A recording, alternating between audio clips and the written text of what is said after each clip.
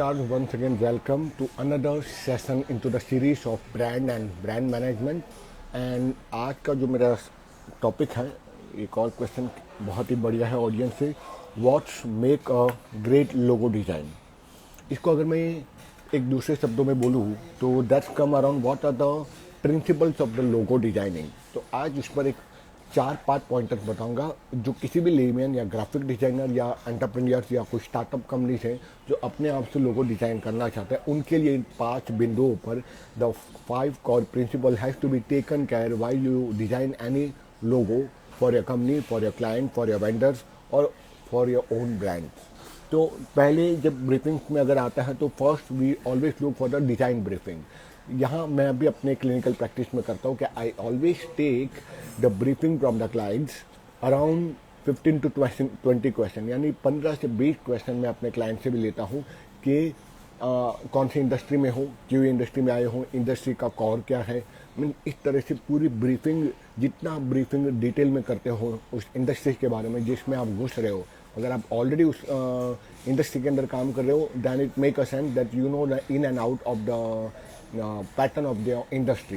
But if you are making the design for another industry leaders, then you have to take care that you should know each and every minute the detail of the industry. So that is known as the briefing. You take the questionnaire, you create the questionnaire, ठीक है, just like अ homeopath doctor. मैं एक homeopath doctor की तरह पूरी detail में history ले लेता हूँ क्लाइंट के, इंडस्ट्रीज के बारे में, क्लाइंट के बारे में, उसका थॉट प्रोसेस क्या है, वो बिजनेस क्या है, बिजनेस कैसे रन होता है, क्यों रन होता है, क्या प्रॉब्लम सॉल्व करता है, देखिए प्रोडक्ट की लाइनिंग क्या है, briefing about the service industries, कितने में ग्रो करता है, क्या उसका मार्केट शेयर, कैपिटलाइजेशन, ये सारी चीज़ें इतना डिटेल में लिया जाता है जैसे कि मुझे कोई बड़ा था प्रोजेक्ट रिपोर्ट बनाना पड़ता है। इसीलिए ये बहुत ज़रूरी है कि आपकी ब्रीफिंग होनी चाहिए। That is the first point. Second point is the research. After you get all the question from the client और for your own self, if you are moving in to the new industry, then the second point is research. The thorough of research should be done. जितना आप research आप strong करोगे rivals के बारे में, उस industries के, उसके कॉम्पिटिटर्स छोटे मोटे हैं, जो न्यू एंट्री प्लेयर्स हैं, उनकी जितनी रिसर्च आपकी होगी उतना ही ज़्यादा आपको और भी इंडस्ट्री के बारे में डिटेल पता चला, क्लाइंट के बारे में या उस इंडस्ट्रीज के बारे में आपको पता तो चल रहा है इंटरनेट से, पर अगर उस राइवल्स या उसके वेंडर्स, सप्लायर्स, उसके बारे में और डिटेल में जाना पड़े तो और भी ज़्यादा अच्छा रहेगा। तब वो रिसर्च बहुत ही थोरो रिसर्च माना जाएगा। तो यू टेक द रिसर्च। और रिसर्च में 3 पॉइंटर्स मेरे हिसाब से आने चाहिए। One is the how large the market, second what is the problem into that market, third what is the problem solving attitude of that companies, and fourth importance, what are the problem they are solving while presenting the product to the market। तो ये 4-5 चीज़ें उसमें अंदर include होनी चाहिए आपके product research के लिए या लोगो डिजाइन के लिए जब रिसर्च करते हो। थर्ड इंपॉर्टेंट पॉइंट आता है reference. Now even I take a reference. जब मैं किसी भी कंपनी का लोगो एनालाइज करने के लिए डिजाइनर के साथ मैं काम करता हूँ, I do take the reference. Mean competitor brands क्या हैं, उसकी वेबसाइट पर मैं भी जाता हूँ, देखता हूँ कि उसका रेफरेंस पॉइंट में कितना उसका ग्रोथ हुआ है, कब इंसेप्शन हुआ है। क्योंकि बहुत पर इसीलिए होता है क्योंकि people come down to me कि नीरव भाई मुझे ये मेरा राइवल है उसके जैसा लोगो बनाया, वो 100 करोड़ का टर्नओवर है, अब वो बंदा खुद 20 लाख या 30 लाख के टर्नओवर पे और उसकी इच्छा है कि मैं 100 करोड़ वाला लोगो बनाऊं। ऐसा हो नहीं सकता, बिकॉज अगर मैं उसके राइवल्स की डिटेलिंग में जाता हूँ तो पता चलता है it is around 20 years 30 years old company and it take a company to grow up to the 100 crores. It take a time. So similarly, you have to go to the company's detailing while where the company was incepted. ठीक है, ये सारी चीज़ आपको reference में लेनी ही पड़ेगी, reference और research में। ठीक है, तो ये तीसरा पॉइंट है, रेफरेंस हो गया, उसकी डिटेल में सारी चीज़ पूरे खुदेर के हिस्से निकाल लिए रेफरेंस में। Fourth pointer, the fourth pointer it come the sketching and कॉन्सेप्चुअलाइजिंग।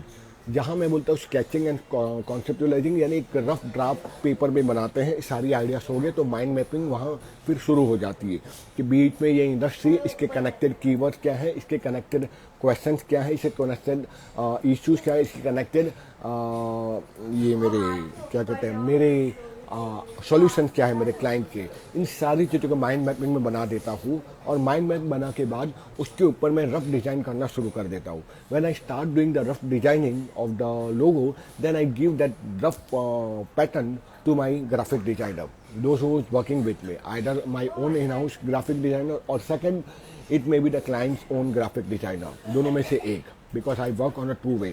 One is the complete consultation with my client and another with my in-house own graphic designer या फिर तो client का graphic designer. तो I start working on conceptualizing and sketching on the logo, wherein I give the rough pattern and all the rough drawing on the Corel Draw or on the software they will start creating and they send me. इस तरह से sketching और conceptualization होने लगता है. ठीक है, ये फोर्थ पॉइंट हो गया. और फिफ्थ और इम्पोर्टेंट पॉइंट है revision, because after making a rough draft and making into the rough logo, then we make a revision कि और कितना इसका फिनिश अच्छा किया जा सकता है. Looking at the colour aspect, looking at the font, looking at the spacing, everything, उसका फिर रिविजन किया जाए and then we present that rough logo also to the clients how it look. ठीक है, जब उसकी अप्रूवल मिल जाती है फिर वो जो पैटर्न हमने बनाई है उसके ऊपर हम और डिटेल में काम करना शुरू करते हैं, because that is just a conceptualising logo, it not a final one. After getting the approval from the clients, then we start working on a detailing, on the minute detailing, letter, stroke, everything. फिर वो detailing होती है scientific, वो तो मेरी तरफ से as analyst मैं करता हूँ कि कहाँ पर मुझे कितना स्ट्रोक डालना चाहिए, लेटर्स कैसे होने चाहिए, उसका फॉन्ट कैसा होना चाहिए, उसकी डिजाइन की एस्थेटिक लुक्स कैसी रहेगी, ये रिवीजन के बाद मेरे हाथ में आता है.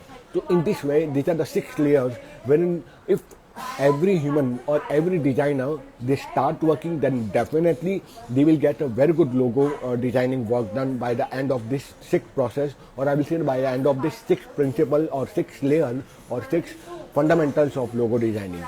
So that's a very small briefing about what makes a great logo, or what are the 5 major principles while designing or create a great logo design. Okay, so I hope I have added enough content and value to your time. Thank you for watching my video, and I will also share my e-book on the 7 different types of logo and its reading, majorly into the description part on the YouTube channel. But if you do not get the description, you can ping me or DM me. I will send you the PDF also. Plus, I'm also inviting you for my VIP group on Facebook, the Brand Design Hub. Brand Design Hub is a special VIP group making only for the students who are very serious learner, wherein I can keep on adding about the content and values of my work zone into those areas, wherein all my students are expert are also there. So that group is also slowly and steadily getting growing. So I invite you also there, or even if you do not get the link, you can search on a Facebook on a groups Brand Design Hub. Okay. So that's all about today's session. I will see you on the next topic in the same series of brand and brand management. Thank you for listening to me. Bye-bye.